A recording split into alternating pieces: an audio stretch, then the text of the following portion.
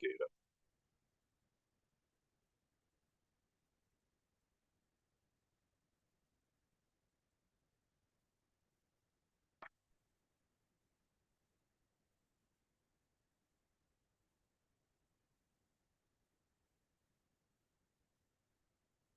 All right, let's see. Here we go. Whoa, whoa.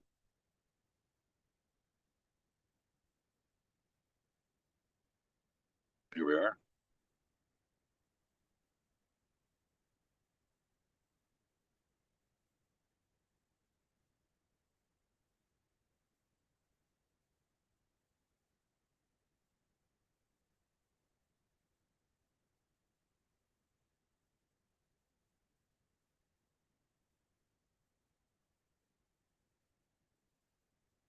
We just turned this volume down here. Okay, so we're back, and I don't need to hear the volume. I just need to hear me.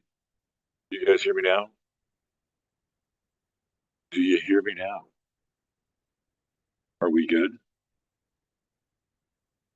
All right. So I don't know. I don't know what was up with StreamYard tonight because I had all the right outputs. But sometimes that's just how life goes, right? Sometimes you have all the right outputs and all the right inputs, and shit doesn't work. That's just the way it is. How am I doing on the signal here? Okay, signal. All right. How was everybody? Doing a little bit of a late start tonight, but believe we'll make up for it with some stellar content. Some absolutely stellar content. We've been through a lot this week, haven't we? A hell of a lot. Uh, Last Sunday night, I think we were just doing a bit of a wrap up and kind of looking ahead at the results, which are still not fully in, by the way. Apparently, California, as is California's want, is still counting votes. I believe Nevada and Arizona might still be counting votes. At the end of the day, there's a possibility that Kamala Harris might wind up with the popular vote, believe it or not. Now, again, there's a lot of votes that are not a lot, but enough to get the attention of certain people inside the media that seem to believe that, wow, she'll win the popular vote. Well, it's like it's like having a tie in the NFL, which they said is like kissing your sister. Doesn't really mean a whole lot. Although there's bragging rights to having both the popular vote and the electoral college, because that was the one thing that Hillary Clinton always brought up post 2016. I won the popular vote. I won the popular vote. If it wasn't for that damn electoral college, you wouldn't have won. And then you heard all of these, the chant and the chorus of "Let's get rid of the electoral college." That was a real big talking point after 2016. And now here we are, 8 years later. Uh, how do I want to start off tonight's show? Let's let's let's start with this. Let's start with a lot of astrologers were wrong again. More were right this time than in 2016, but a lot more there are a lot that weren't. I think Bill Stick Evers has a running list over on Twitter of all the people that had predicted that Trump would win. I was finally added to that list last week when I was able to show him a timestamp of my Sunday night show a couple of weeks back. He's like, "Okay, you're added." So I it's a list.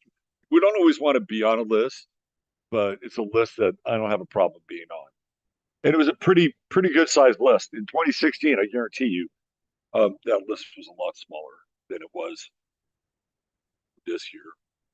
But there are a lot of astrologers that got it wrong, and we have to have an examination as to why they got it wrong.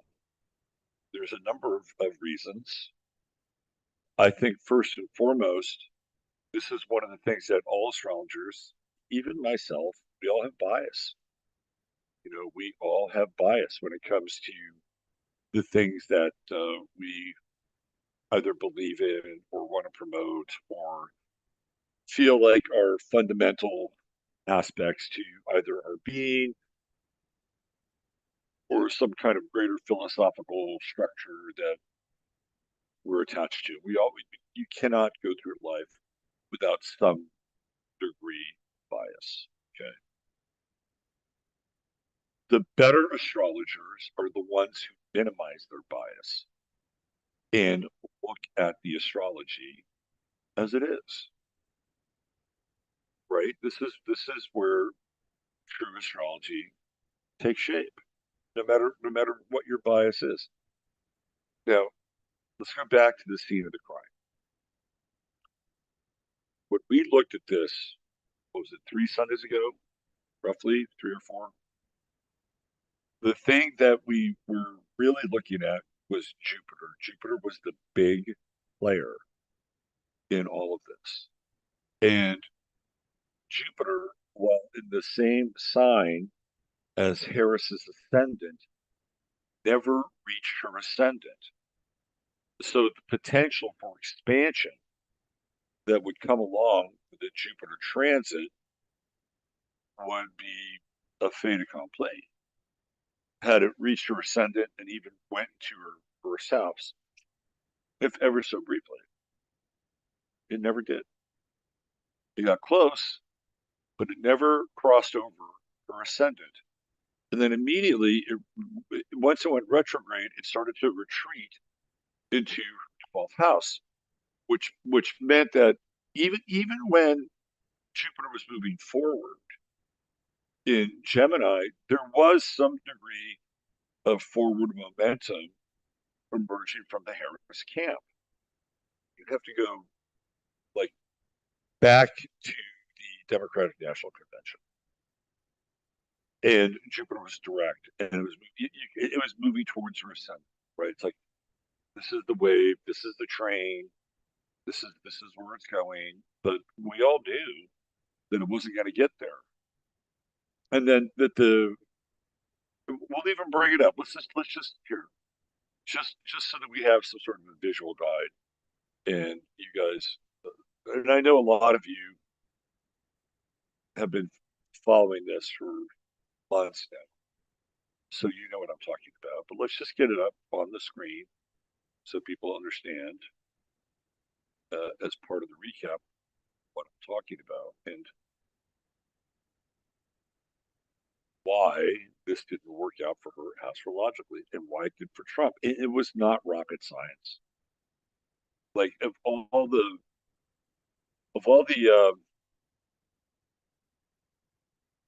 elections I've seen, this one was this one was easy. The problem with the 2020 election for Trump was that he had the true node in his favor, but he also had um, the Saturn opposition going on in his life and in his chart.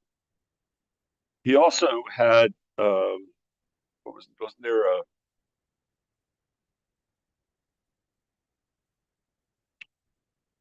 there was an eclipse that happened, I think, on his moon, and I think even on his sun, because we were in those Gemini Sagittarian eclipse cycles, and I thought that was problematic for Trump during that election process. That was pretty problematic for Trump. So let's bring up Harris's chart just to show you guys.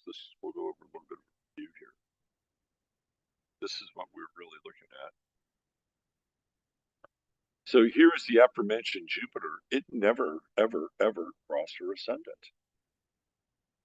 It didn't cross her ascendant. I think it got about as high as maybe 20, 24, maybe as high as 24. But then it retreated. So she got very close. The momentum was rising, but then it started to retreat backwards. So Jupiter at its height before the retrograde was 21 degrees. So it wasn't even close. Well, I guess it was 3 degrees, right? But when you're dealing with such specificity, the Jupiter needed to be at 24 or more to kick in and hit her ascendant and hit her true node. Now, there are people who decided to use pole charts, pole signs, equal houses, and that would have put Harris's chart at 0 Gemini. If you're playing that game, it would have squared it up. Am I right? Let's not even pontificate. Let's just go right in, and then we'll do the chart type. We'll go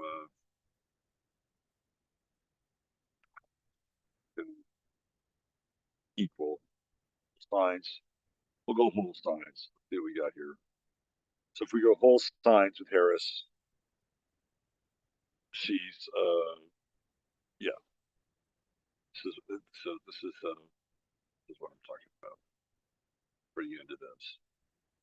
So this is what a Harris chart would look like for using whole signs, right? So here we would have Gemini at 0 degrees, and then we throw these transits in here,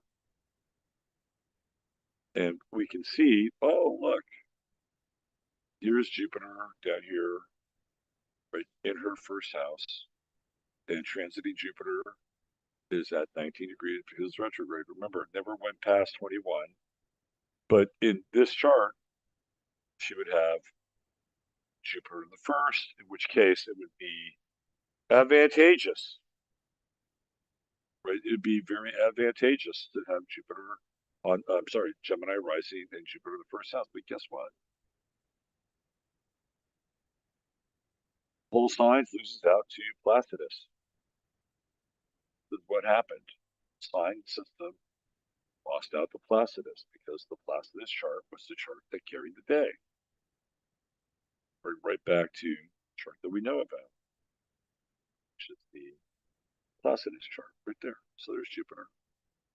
And the retreat into the 12th house, I mean, from, like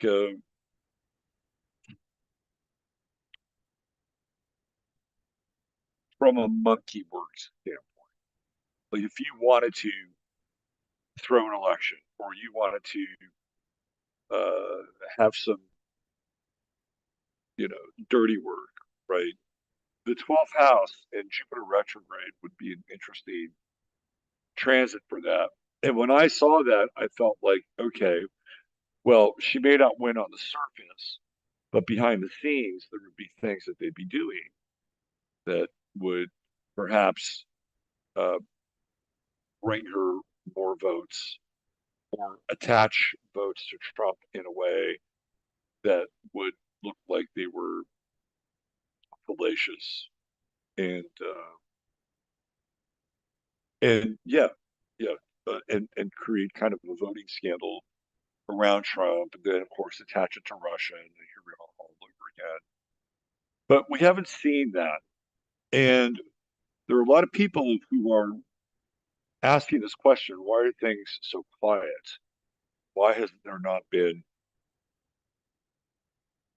more outrage? Although we have seen a great deal of internet outrage, but why haven't we seen more? Well, that's not really true because there are some Democrats, quote unquote, whatever they are now. I don't even know what they are, but they've been rattling their sabers and, girding their loins, as they say, to go to war. You've just suffered a humiliating defeat. Where do you get the energy from? Like, how many times can one summon outrage in order to rally the troops? Like, you could only summon outrage once, maybe twice, because after that, the adrenaline just goes away. The other thing is you have to ask yourself, who is the leadership of the so-called Democratic Party at this point? I've heard rumors that the Obamas have left the country. Whether or not that's true, I don't know. But in the light of everything that's happened, to me, that actually makes sense. It's a humiliating defeat for the Obamas. This is a couple who, if you just look at their lives on a superficial plane, they've never, ever experienced a true political defeat. Obama won 2 terms, went from quote unquote zero to hero right before our eyes. Nobody really knew who he was.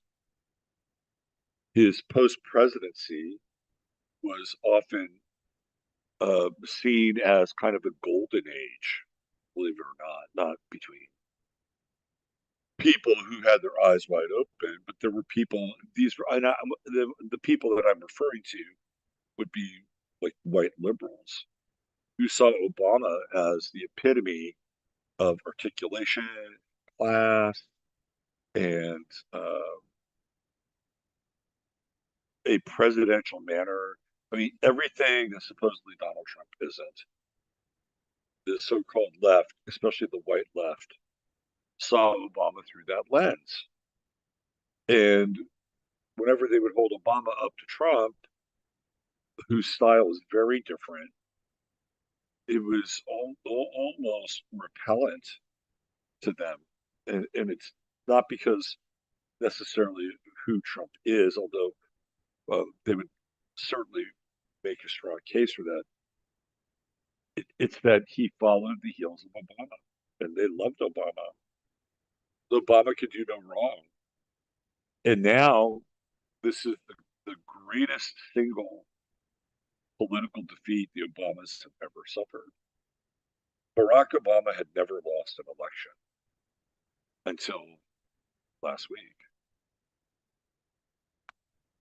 Well, technically, he did lose an election against, who was it, Lorena Sanchez or whoever he ran against in Chicago for the older person position. And then they did a recount of the votes. And then once they did a recount of the votes, magically he got all these votes. So, oh, where'd all these votes come from?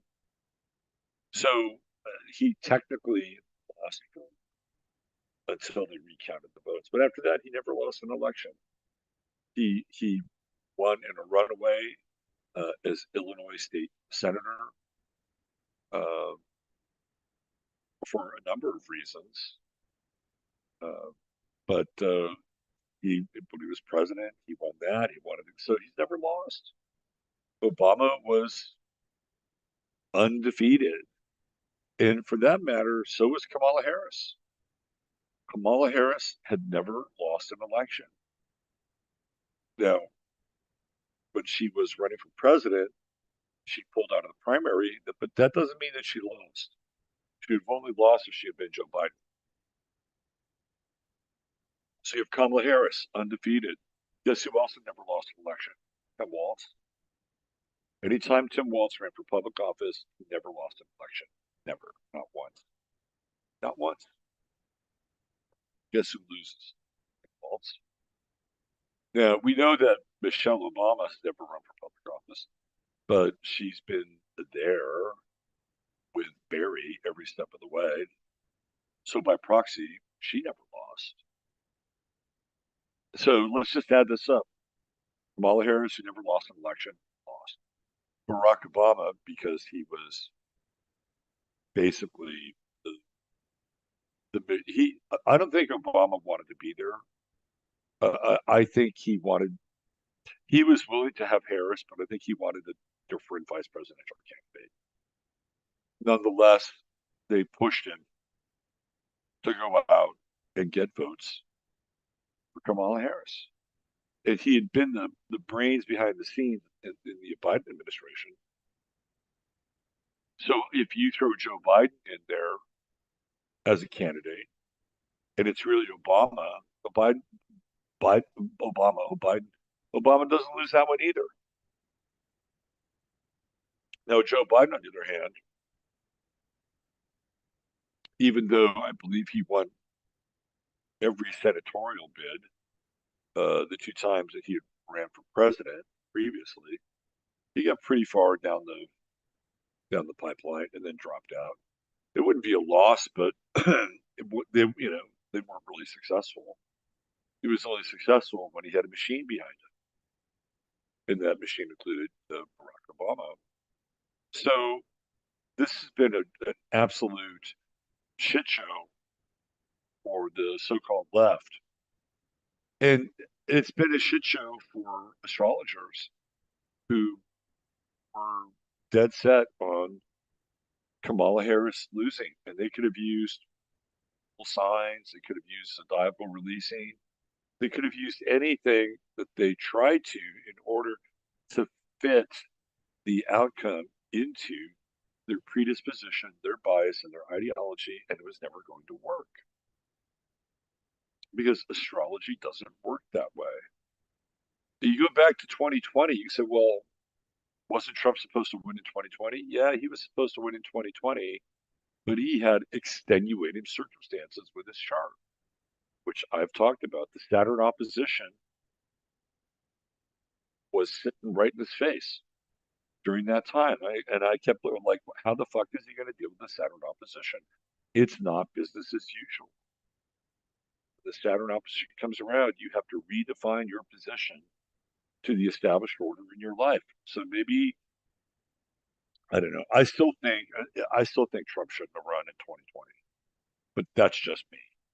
Could he have kept his name alive? Yes. Was all of the bullshit and all the court issues and everything that he was forced to go through, did that strengthen him as a presidential candidate? Maybe. I mean, he's one of the few people that I've ever seen that can take something that's incredibly negative and turn it into something that's positive. He's he's one of the few people I've ever seen be able to do that and do it in a way that's so quick, right? And I think it's that Sun Uranus conjunction in Gemini, and going, just the whole,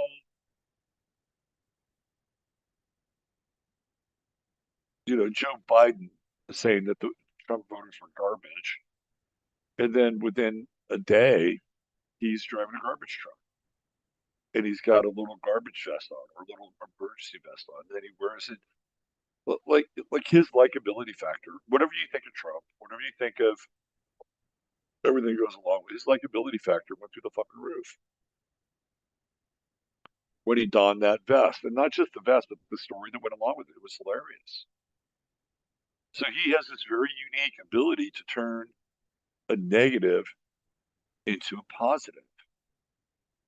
And you can see, you can go back through his history with bankruptcies, and divorces, and he always seems to land on his feet and seems to be better off than what he was before in a lot of ways.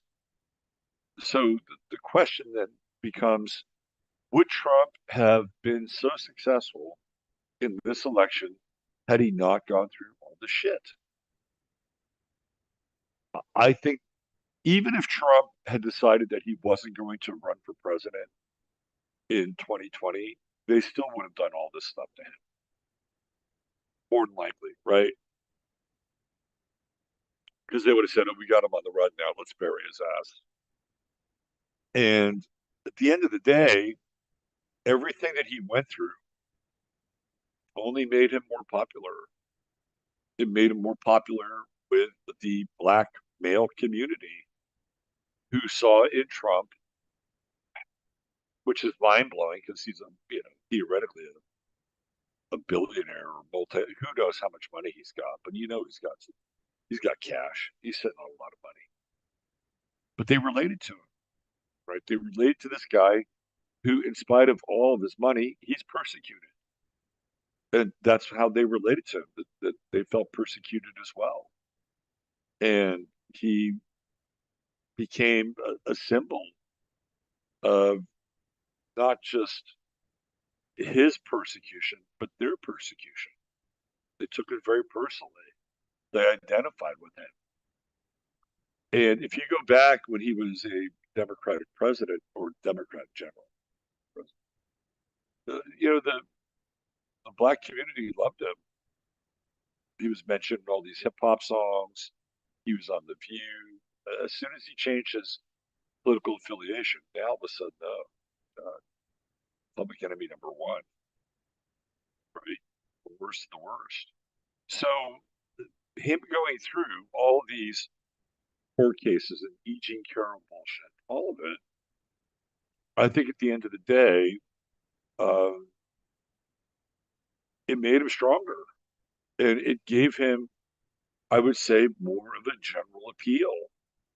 And again, I think that people can envision and project themselves into other people, especially people that are in the public eye, that overcome significant odds, that they'd like to see themselves as that person. It's and Trump plays that role. He plays it perfectly.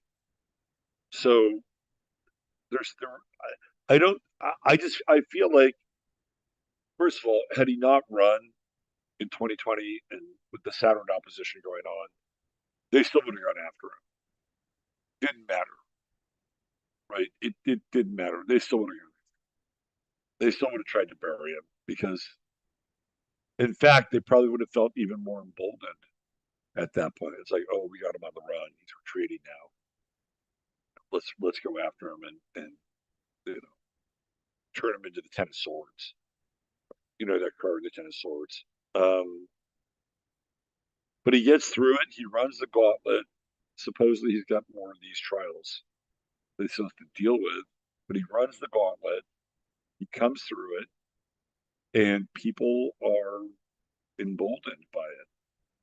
So he's this interesting character that is able to take something that's a complete negative and then flip it into something that ultimately becomes positive. I've never seen anybody else do it at the same level as Trump. And maybe it's because he's dauntless and he just doesn't give up and he's got one thing and one thing in mind, and that's to make America great again, whatever that is. Uh, but at the end of the day, you have to tip your cap, no matter what you think of Donald Trump. You have to tip your cap for the fortitude and the endurance of him hanging in there and ultimately defeating who was probably the weakest presidential candidate of all time. I mean, let's just be honest about it. If Harris had 6 months to run, it would have been even worse.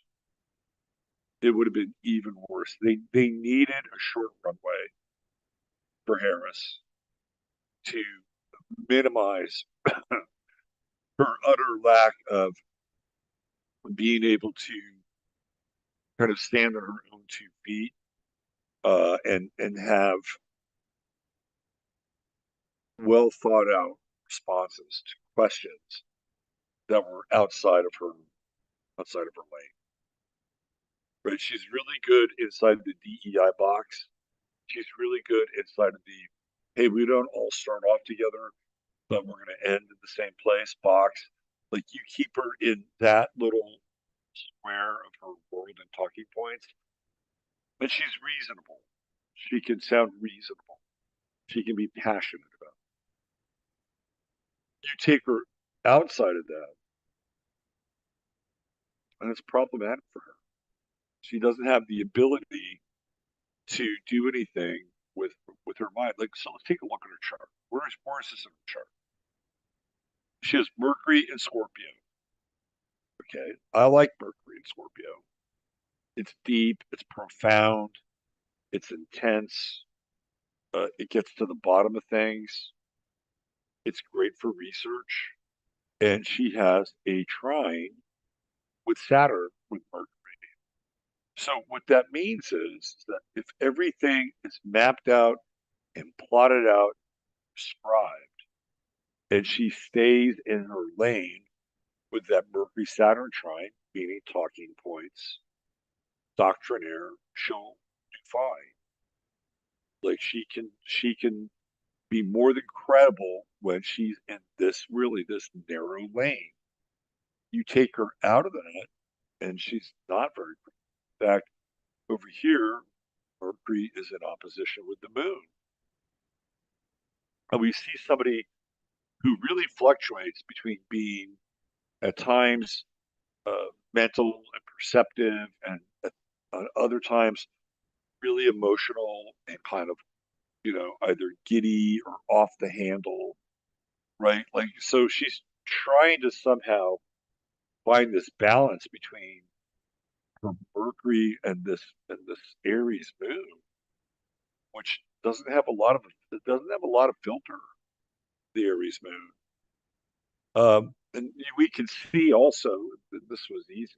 We've been talking about this when Mars coming in here in these final degrees of Cancer before winning to Leo, squaring her moon and squaring her sun, and you can tell that she was really angry. Like when she was channeling all that rage at the ellipsis, that wasn't fake. That was not fake rage, and it wasn't really directed at Donald Trump, even though it was. That rage was coming from her entire experience as a candidate. Like she was pissed for whatever reason. She was pissed because maybe she didn't feel like she had the right breaks or the right people that were asking her the right questions. By the time she got to the ellipsis, that water kettle was boiling over, and her campaign went from joy and let's open another bottle of Chardonnay and put on the Commodores. We're cool in the gang. Let's click our heels. Let's have an old school dance party and raise a middle finger to Donald Trump and clink our glasses and turn the page. I mean, that's where it all started. But it's not where it finished. Where it finished was this angry, scowling rhetorician. Meanwhile, by the time Trump is done, he's working at McDonald's. He's driving a garbage truck. Like Trump is having way more fun than Harris. See, do you see what I mean about Trump? He's got this weird ability to flop these, flip and flop these situations, so that by the time it's all over, he's way more fun to be around than Harris is. Like, who wants to hang out with the ellipsis version of Harris? Give her some hedge trimmers, and you know, Ben, protect your gonads, please, because that's the feeling that people were getting at that time. Really fascinating. At the end of the day, I would say that Harris is a weak person, and astrologically, we can see it, right? That Mars Jupiter square, that's the happy, happy, joy, joy. Right? She's able to kind of tap into that. But then she has that Mars Neptune square, which is addictive. And I've talked about this square many times. And it usually has to do with people that have social anxiety disorder. They're not very good at being in public or being around other people. So what do? They will medicate in order to lubricate their ability to act and put their energy forward into the world. And so she has a Mars Neptune square. And again, the social anxiety disorder is born out of this idea that people with Mars Neptune squares quite often don't have a lot of confidence. And if they do, then it's usually some form of, I don't know, pumping up or fiction or something like that. Like something like what Muhammad Ali, he would talk himself into being confident, right? And run across this with people with Mars Neptune squares. If they don't have the uh, if they don't have the medicine, let's say, to make them feel better in public, whether it's alcohol or whether it's Xanax or cocaine, ketamine, benzos, whatever it is, that Mars Neptune square, if you're not feeling real strong, then you're going to reach for the closest thing that's going to help you get over that hump. And what happens is that if you're on the campaign trail, you're going to do this again and again and again. And at a certain point, you'll develop an addiction. And it's the addiction that is a byproduct of a high degree of, I guess we'll mix some metaphors here, a high degree of low self esteem. This is what happens with Mars Neptune square. And I think we saw it. We saw it in action. And then that Jupiter Mars square, hey, let's have some fun, but it's also a lot of overcompensation. And what's interesting about Harris is that it almost looks like she has a mystic rectangle, but she doesn't. She just, it's like kind of off, like everything's a little bit off. My experiences with people with mystic rectangles are like cats that land on their feet. Maybe she didn't quite land on her feet, in defeat. The other thing that I really felt like she had working against her was this Saturn conjunct Chiron in her chart. And I think having Chiron in the 10th house has got to be a pretty intense Chiron, especially if you're trying to become president of the United States, because all your shit is out there. Like, that's just the nature of Chiron. Like, it's all out there. Whether it's her genealogy with Kamala Harris, sorry, Candace Owens, whether it was all the stuff that she had based, whoever wrote her book essentially took everything from all these other sources, like complete forgeries, no footnotes, not even written with and given a ghostwriter, right, some credit, none of that. So that was all out on the table. So you had the weird genealogy, you had the complete forgery, plagiarism, fakery with her blog, and then her legal record came out. And there was a lawyer that went through all the dockets of all of her cases because they have a different search engine than the rest of us do. And he realized that she actually handled, especially at the state level when she's attorney general, very few cases, very, very few cases. If there was a case that was on the docket, it was usually somebody else. There were very few cases that Kamala Harris actually handled personally, right? So even that was not adding up. There are all these things about her that, you'll get this with Chiron. You'll get it with Chiron up wherever it is. And so it's all out there for the world to see. And Saturn was right on her Chiron. Right? So there's a lot of judgment. Saturn brings judgment. Now, if Jupiter was there, it would have brought forgiveness. Jupiter left Pisces a long time ago, right? So that's not what you're going to get. You're going to get judgment. And she has this Saturn Pluto opposition. That's really interesting too, because supposedly she's $20 million in debt from this campaign. And we were talking about that earlier today. Like, how does that happen? This is a campaign that took in close to $1 billion, and yet Kamala Harris is responsible for 20 million of it, and having to come up with the funds to pay it, right? Or at least they paid it, and it came out. So how does this happen? Well, what I think is that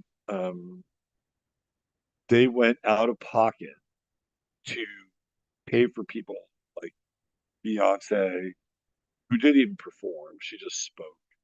Um, Megan the Stallion, anybody else who like performed at a Harris rally.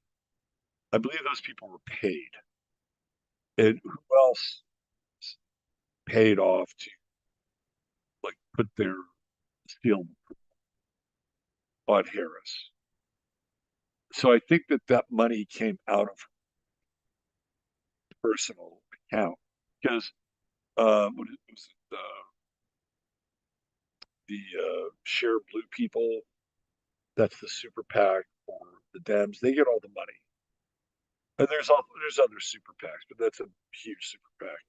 And then what the super PACs do is they distribute that money amongst the various Democratic candidates. So not just Harris, but the various senators and Congress people that were running during this election, they have to get a piece of the pie, right?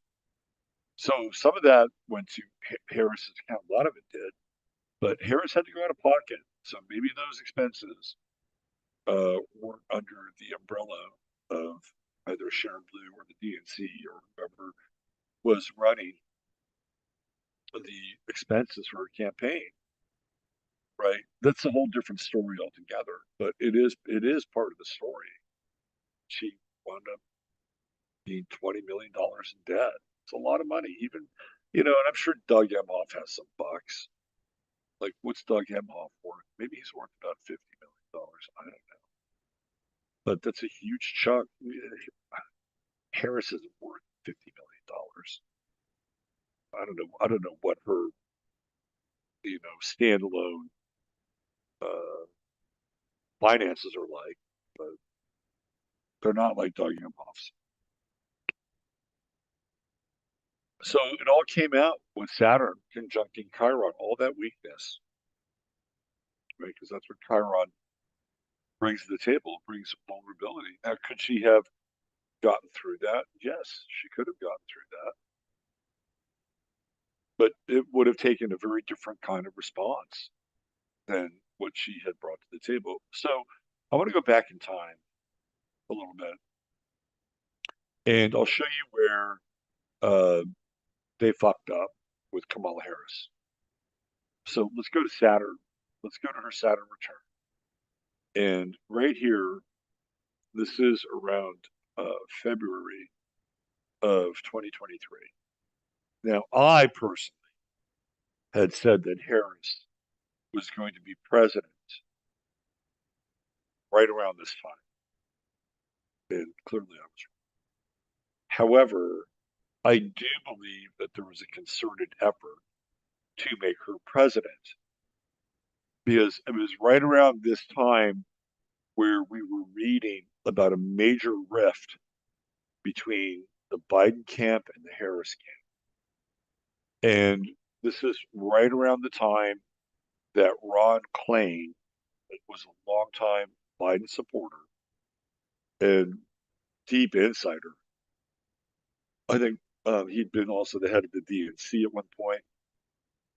He's Biden's chief of staff. He steps down, right? He steps down, and I don't know.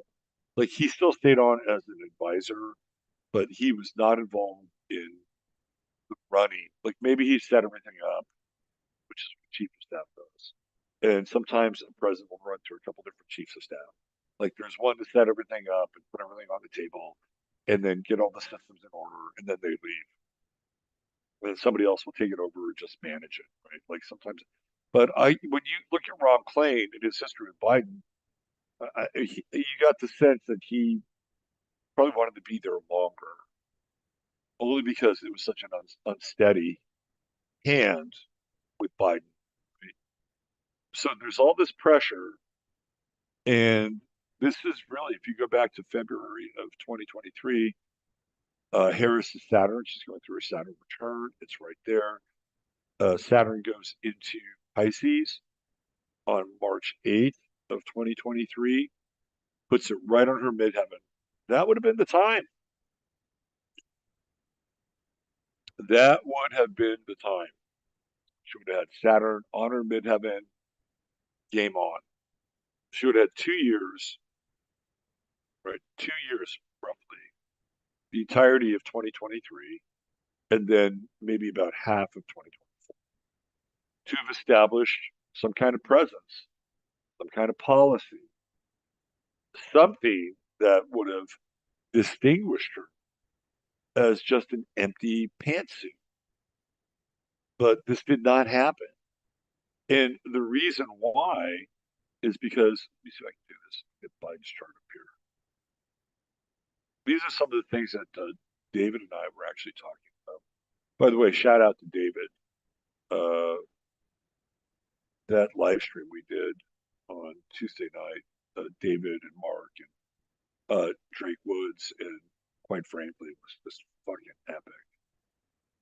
Like, for me, as somebody who does media and live streams, does all this stuff, that probably was one of the great, that was, to me, is one of the most memorable things I've ever done. I've never been on a stream for 10 hours. I think the most I've ever done is like 3.5 or 4, but 10 hours was pretty epic. And I have to say, from 10 p.m. my time to 1 a.m. my time, David just made it like super easy. Because when we're together and we're both on, like some very interesting things happen, and we have the ability to take the level of discussion to greater heights when we're together. So that was just awesome, and it was great to have Mark Malone also back in the mix, and just and having his daughter, um, you know, come on and be a part of it. It's just like just incredibly special. So I don't know if you could actually go back and watch that. I don't know if Rumbles is like, fuck, 10 hours, fuck it, that's too long. Um, I don't know if you can watch it, but I know a lot of you did.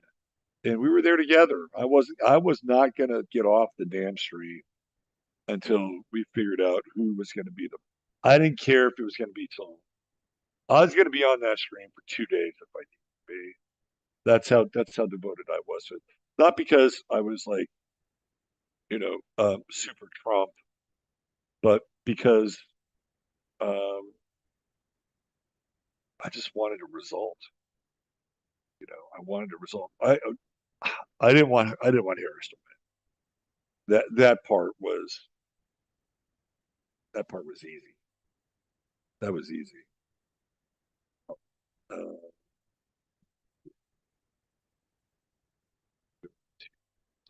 I have it up here. I just want to get it to you so you guys can see it.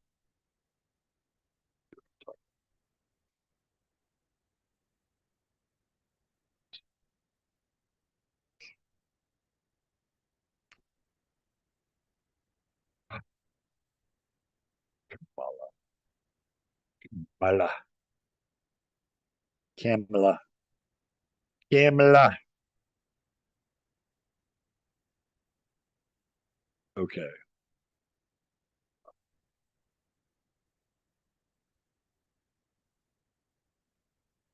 So here's what I'm talking about.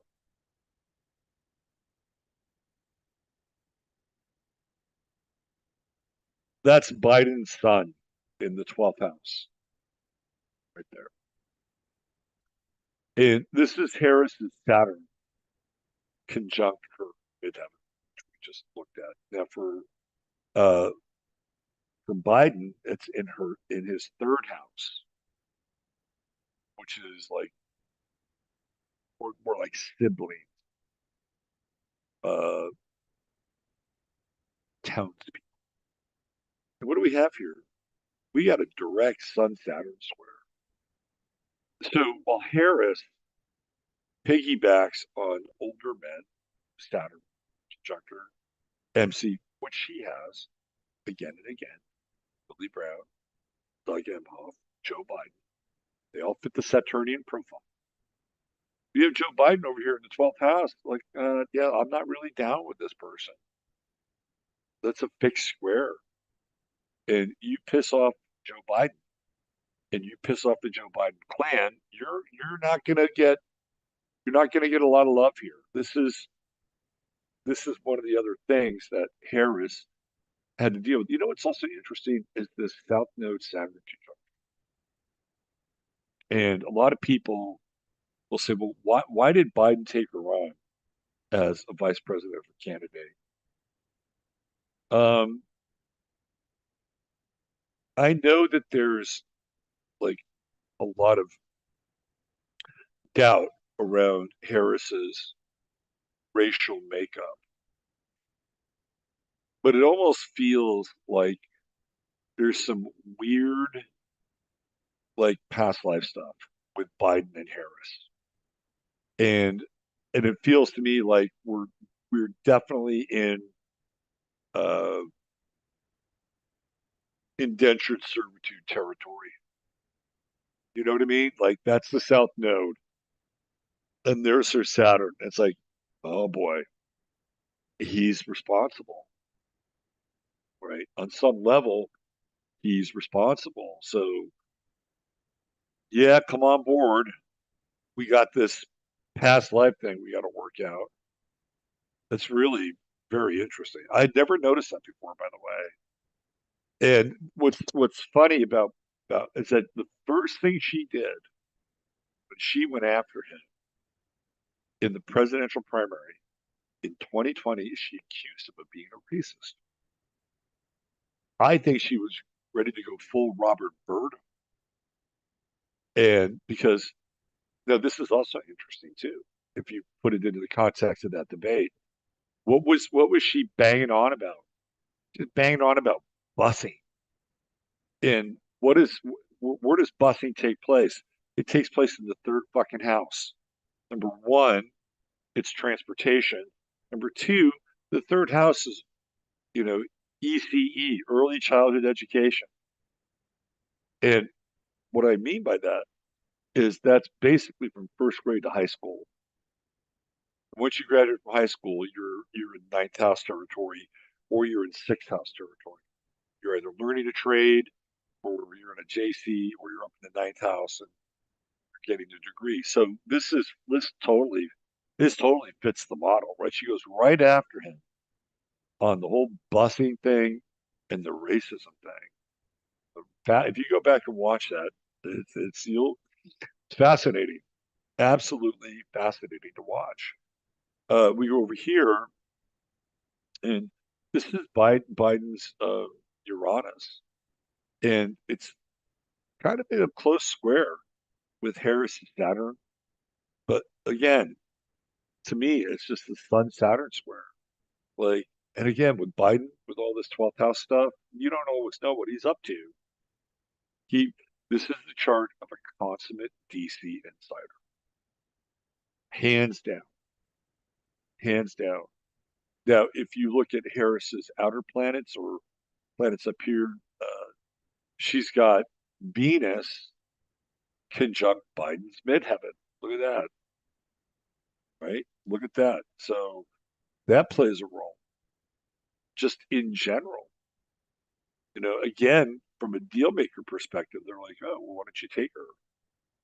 She, you know, checks all the boxes. She's a woman. She's a bit radical. Venus Uranus conjunction, and she has this Venus Pluto conjunction, which is ultimately Kamala Harris does not rest until she get what she wants. And Venus Pluto conjunctions are a lot like Venus and Scorpio. So here she's piggybacking on Biden's midheaven. That's all power. This is all power. And I think uh, Biden being Biden and the Biden family being the Biden family, they're thinking, okay, well, we can capitalize on this. We can get some uh, racial brownie points with Harris. We could get some gender brownie points with Harris. Like she, at the end of the day, if they forced them to take Harris, which I think was part of the deal, I think Biden could rationalize it out of what he would get out of this. But to me, it's this. It's the South Node Saturn, and again, it feels like Biden is playing this role where he feels almost beholden, right? He feels almost beholden to Harris, but not enough. Not enough. Look, they both have their moons in Taurus too.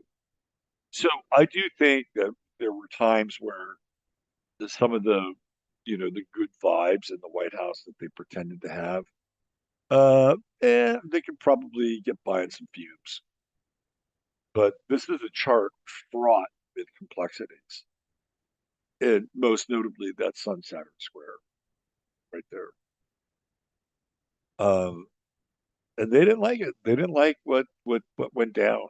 And at the end of the day, uh, they made her pay. They made her pay. Let's take a look at just a quick revisit and re reset with Trump's chart, just to show everybody here if you haven't seen it or you're new to the show. By the way, please hit like, hit the like button and subscribe if you haven't subscribed and you'd like to get updated on this show and the astro weather and the Friday forecast. And by the way, uh, Friday forecast with Danny Katz, just excellent, really, really excellent. Uh, so if you haven't discovered Danny's work, it's a really, really good introduction to it. And I love just kind of jamming Danny because she's got such a wide aperture and a lot of historical context for a conversation. All right, let me find the Trumpster here.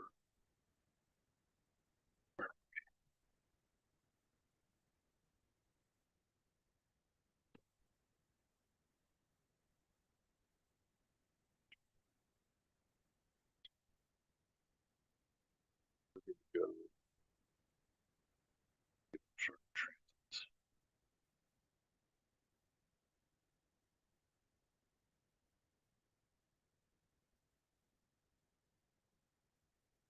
All right, so again, this is just a recap of what we had talked about earlier.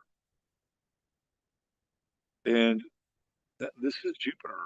Jupiter went back onto Trump's true node. And again, we talked about this 3, 4 weeks ago. And astrologers that were paying attention, astrologers that were using the Placidus system, looked at that and said, geez, this is astrology fucking 101. Like it's going back to where his true node was, nodal return in 2020, which did not net him the presidency. Okay, so here we go. It's a reset. And look what happened. It was a no brainer. And Mars had gone through his 11th house and it had demonstrated his strength, right? It had demonstrated his strength. And it had demonstrated what's also interesting too is the whole garbage man thing is connected.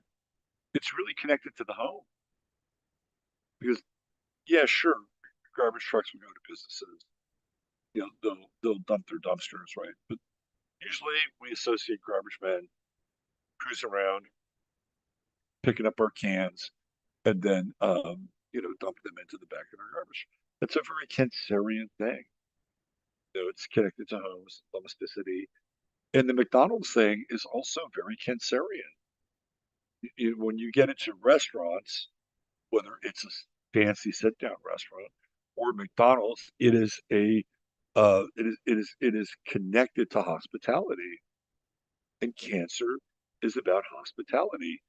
So when you had Trump with Mars going through his 11th house and performing either domestic tasks or Christ, if the election was long enough, he probably would have, you know, changed somebody's, I don't know, plumbing out or something at some point, right? Although I have a very hard time to see. I mean, Trump, it's easy for Trump to scoop some fries. It's easy for Trump to sit in the passenger seat of a garbage truck. Having him actually do anything like turning a wrench, that's probably a shore too far, right, for Trump to accomplish. But the visuals were there, and it was very Mars-like in the 11th house. So you can see where Mars was even playing a role in this chart in a positive one. And we're about to go into Mars retrograde here, and it's going to go back into his 11th house, and this concerns me a little bit. And I think a lot of people are kind of on pins and needles about who Trump is going to put into his cabinet. Now, the first person that he uh, gave a position to is this woman, Susie Wiles. And I guess she is going to be his chief of staff. And all of a sudden, because Susie Wiles worked for a lobbying company called Mercury, I think that's an interesting name for a company since Trump is a Gemini and it's ruled by Mercury, right? That's the company she worked for.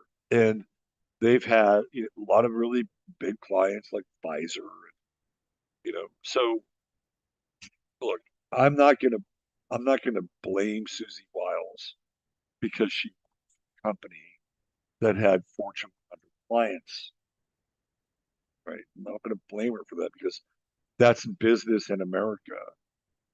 It's like it's. You remember the movie Patterns? Remember we watched Patterns, and then we broke it down, and there was the Ed Begley character who was a kind guy, good guy, a guy that was you know uh, had a place in his heart for the common man, right? And he was the worst thing for the business. And, and he was the worst thing for the business because he was an impediment to the business. He was a speed bump, and he was somebody from a different time, right? Like that's just the way it is. You could say, well, we've lost touch with the the human experience. We lost touch with the human experience once we started to migrate out of our tribal existence. Um, Anytime we move into large groups, it's very hard to maintain this idea of humanity towards one another.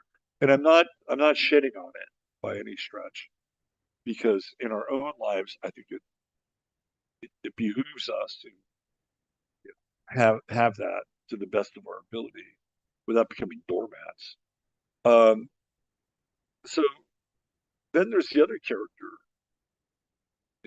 and the other character played by was it Van Heflin, and Van Heflin gets into this moral dilemma with the owner of the company, and he doesn't want to work for that company because of you know what he saw happen and the so-called indecency and whatever, right?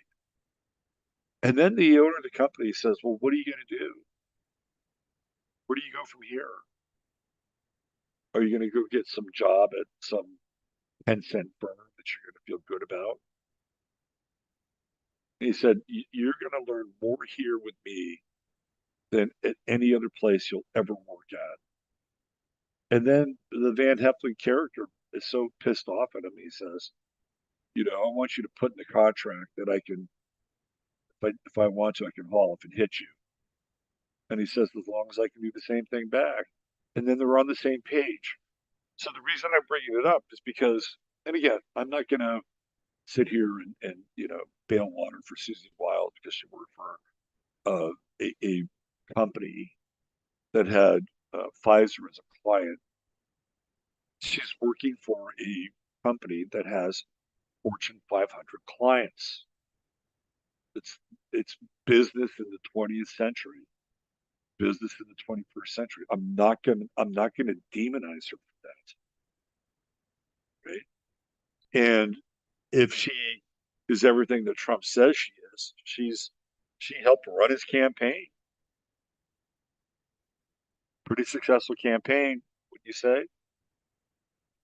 The other thing about Susie Wiles that's interesting is that she's the daughter of Pat Summerall. And Pat Summerall was a pro football player, but he was more known for being the announcing partner of John Madden. And he and John Madden were great together on TV. And there's Pat Summerall has two careers in media. The first part of his career is with this guy named Tom Brookshire, also a former pro football player. And Tom Brookshire and John Madden were party dudes. You go back and you look at some of the shows like This Week in the NFL that they did together. They're wearing blazers and turtleneck sweaters, and these guys are out going from town to town, covering these games, getting smashed, banging chicks, fucking up their marriages. And eventually, Pat Summerall hits a wall, and he becomes a born again Christian and stops drinking. And that Pat Summerall is the one that we get with John Madden. And Susie Wiles is the daughter of that guy, right? So, I'm not going to all these people on Twitter X, they're just looking for everything they can to uh, pin Trump as a liar, right? Oh, he promised you this and he promised you that. Look what he's doing now. Ha ha. Weren't you fooled? Weren't you fooled? And they're waiting with bated breath for all this stuff. Now, Trump's Mars is going to retrograde and go back into his 11th house. And I think this has a lot more to do personally for Donald Trump. Because what he's done is he's had a bit of a sea change. And again, whatever you think of these people, they're very different than the people that he had been surrounded with in 2020. So if you go back and you look at 2016, if you go back and look at 2016, you had people like the Mercers, Steve Bannon, Sheldon Adelson, uh, Paul, what's his name, Corey Lewandowski, uh, Michael Cohen with Trump. You know, people don't realize that, but Michael Cohen eventually winds up getting into trouble later on during Trump's presidency. Michael Cohen was Trump's lawyer, and then you have some of the alt right people that are kind of climbing aboard Team Trump, like Mike Cernovich, uh, Jack Posobiec, Alex Jones, uh, Milo Yiannopoulos. You have the sort of the formation of the alt right happening at that time. Although I think their influence over Trump is less than Trump's influence over them, if you understand what I'm saying. This time, there are a very different group of people around Trump. You have Tucker Carlson, who's managed to play this interesting role between being a journalist and kind of an advisor. Like he's really towed the line in an interesting way. Tulsi Gabbard, Robert F. Kennedy Jr., and Vivek Ramaswamy. This is a whole new group of people that are beginning to surround Trump.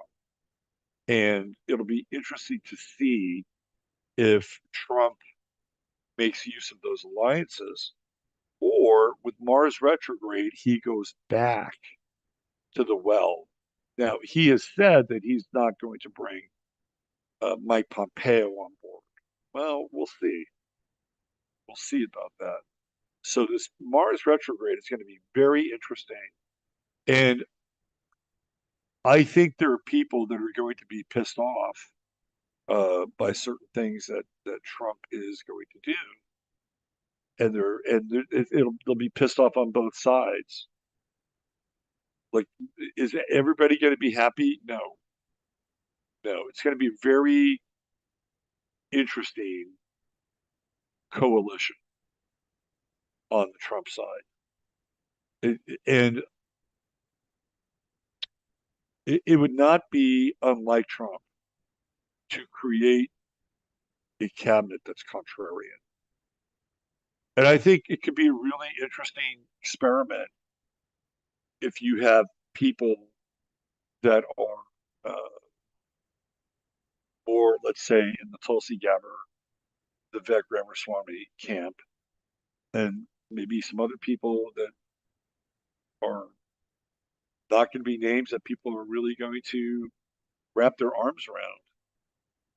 It might be interesting to see what happens when you get a group of those people together and see how they work things out, if they can.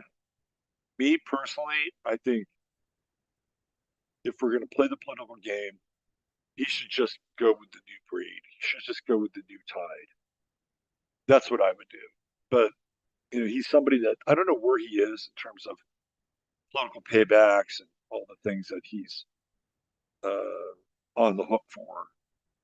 But he has to honor those things, and he has to honor those things in as much as he has to give people a sense that this isn't just a reheated ham sandwich from a few weeks ago. That being the equivalent of 2016. So the Mars retrograde into his 11th house is going to be interesting because somewhere along the way he's going to piss some people off, and people that were friends are going to become enemies. And in typical Trump fashion, people that were enemies will become friends. This is how this guy rolls. So it's a long cruise in that Mars retrograde through his 11th house. And we don't really get to Mars direct until next year. It's a pretty significant time. And I believe Mars goes back to what, 14 degrees, if I'm not mistaken. So by the end of the year, just to level up here, Mars is at 2 degrees Leo. So the retrograde for Mars begins in December. And it begins on December 7th at 6 degrees. Okay. So then we look at the Mars retrograde in Trump's 11th house. And so it hits 29 degrees on the 7th of January. Oh. So on January 6th, this is really interesting. On January 6th, Mars is at 0 degrees, and it is at the same degree Mars was when Trump was elected. Now, he is not going to be inaugurated until the 20th of January. So we've got 3 weeks of January. We have a long ways to go. Essentially, the entire month of December. We got 20 days of November, and then we have another essentially 20 days in January. So we're like 70 days out. That's almost 3 months. And a lot can happen during that time. So by the time he gets inaugurated, fingers crossed, Mars is retrograde at 24 degrees. You guys see that? Right? All right, so here we go. Mars at 24 degrees is right there. It's right there conjunct Jupiter on the day of his inauguration. Now, if we keep going backwards with that, where's it stop? Mars stops at 17 degrees. And it's going to be right here, just before Saturn in its chart. So Mars is going to retrograde and conjunct with Venus, going to retrograde, and it's going to go over Saturn. It's going to be 17 degrees, and it's going to come in and it's going to square Jupiter, right? And Mars Jupiter squares. Remember, anything with Jupiter opens up the potential. It's like let's roll the dice, right? And then it moves forward. Then Mars moves forward, comes back again, and hits his Saturn and hits his Venus, and then it ducks into his 12th house. So this is a really interesting time for Trump. And David and I looked at that Mars Pluto conjunction at 10 degrees. And that's going to be what, April, May, May 11th. May 11th, that's when Mars conjuncts Pluto in Trump's chart. It's a heavy transit, right? It's been there before every 2 years, but we're dealing with this retrograde cycle again. It's not your typical Mars. Goes into his 12th house, and then comes back here. And the only thing I can think of is that this Mars transit in Trump's work pisses people off, right? This is the house of friends, associates, groups. And this retrograde can be, I think, quite painful. For some people, it's going to look like he's going back and going back on his word, back on his promises. And there's going to be a litany of people that are going to point their fingers. They're going to say, see, I told you so. I told you so. I told you so. Right? But it's not the end of the story. It is not the end of the story because Mars has to go direct and come back again. And I think that the appointment process is going to be um, trickier, trickier than people may want to understand from this juncture. I think there are some people that will line up and do it in a heartbeat, and there are other people that won't want to do it. But again, my sense is that you're going to get a lot of blowback. See, I told you he's going back. Look at all the people he's picking. Why would you do that? Why would you do that? Why would you believe this? And then it goes forward, and there's a bit of a different story, a bit of a different telling of the tale. And let's just have an adult conversation here. We've gotten to this point with our country where our country is sick. It's a sick country. It's physically sick. People east, they're not healthy. And certainly we can blame food and lifestyle on a lot of that, right? So we're just not well physically. We're also not well mentally as a country. I mean, we're watching the fallout of dire mental health conditions. And I don't know what the answer to that is.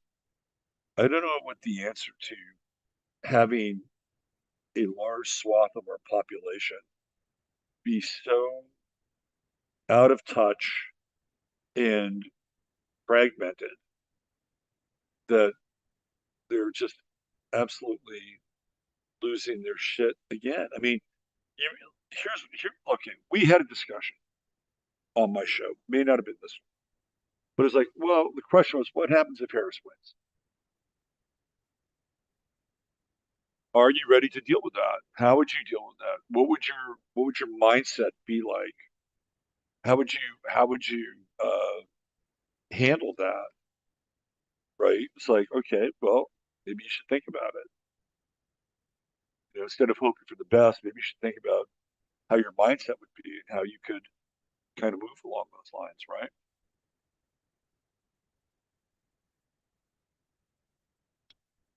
Do you think any of these people ever ask themselves that question? Well, what happens if Trump wins? What are we going to do? They couldn't even begin to wrap their head around the big what if. There's no fucking way. Because if they went there, they would lose their shit. They would lose their shit before it even happened. They would have to find something to comfort them so they just get to sleep at night. So they're not even going to uh, they won't even besides wrapping their arms around it, they'll, they'll be blocks over hoping to never see that thing. But this is the difference between people who can look at an outcome and say, well, what if this outcome happens? How am I going to respond to it? What is my presence of mind? What is my state of being? Right? And what is my intentionality going to be if it goes in this direction? I asked myself that question, and the answer for me was I wasn't going to be any different.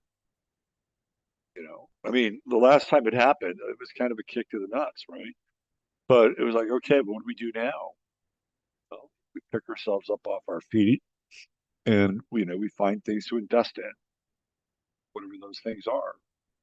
And the challenge, I think, for the so-called winners is to get lazy and to just think, oh, well, now that Trump is elected, all of our ills, no, they're not going to be solved at all.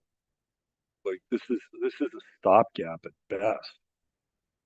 There's a tremendous amount in front of us that we have to deal with.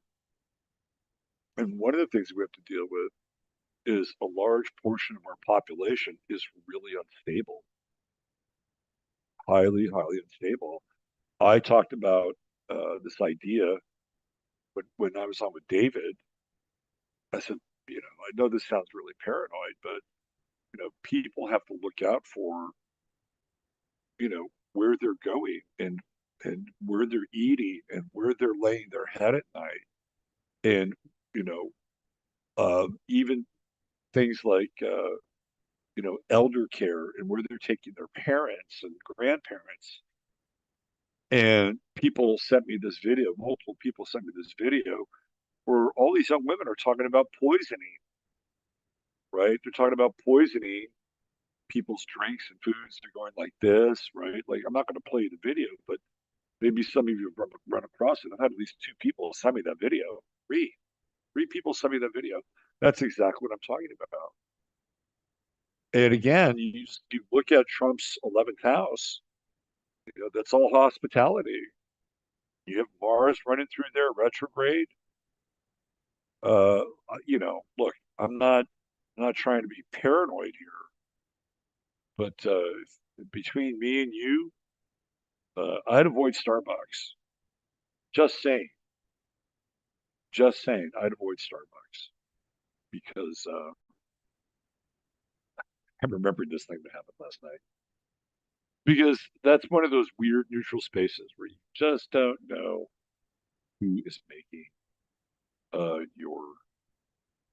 your coffee drink. Let's put it that way. But then this is what we're dealing with. We're dealing with a really unbalanced portion of our society that's mentally ill. I don't know what to do with these people. They're mentally ill, and and look, the mental illness isn't just people losing their shit on TikTok. The mental illness is also with people like Rachel Maddow and this woman who I did a complete deconstruct on this very long Substack. that she had written, and she got 90% of it wrong, filled with lies, half truths, uh, you know, things that were framed so that, of course, the people that would view Donald Trump and the so-called right as fascist and racist and misogynist, it would look that way. And it's dangerous. Like it's really, really dangerous. Well, then they'll come out and say, "Well, this is dangerous and that's dangerous," and you're no. When look, this whole January 6th thing aside, and I think we all know what happened there. I think we all know what happened.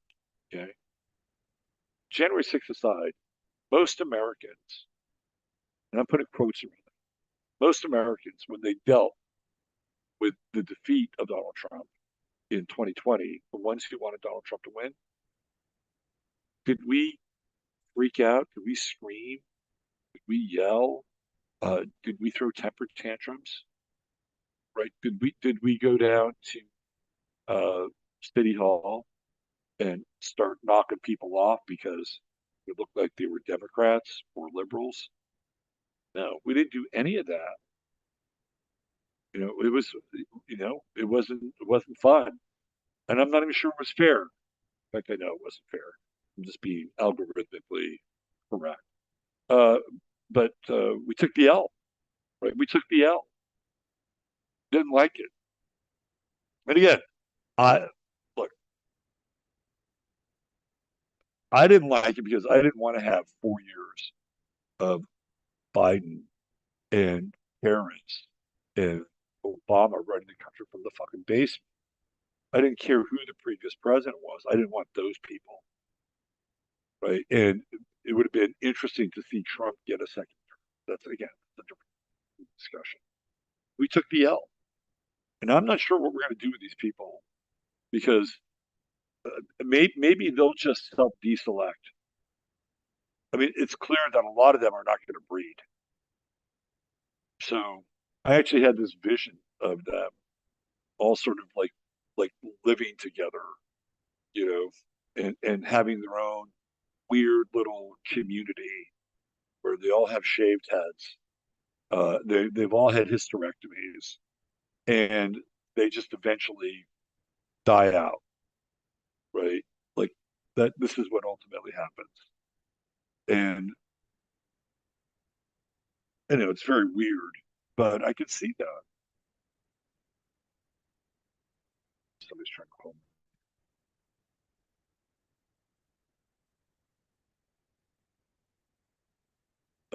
Kalispell, Montana. Anyway, that's a real problem.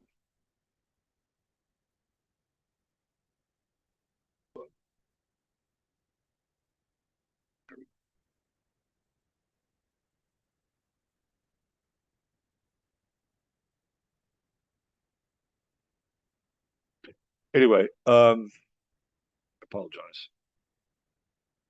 So yeah, just because we elected Trump or people elected Trump, it doesn't mean that this thing is over, that all of our problems are solved.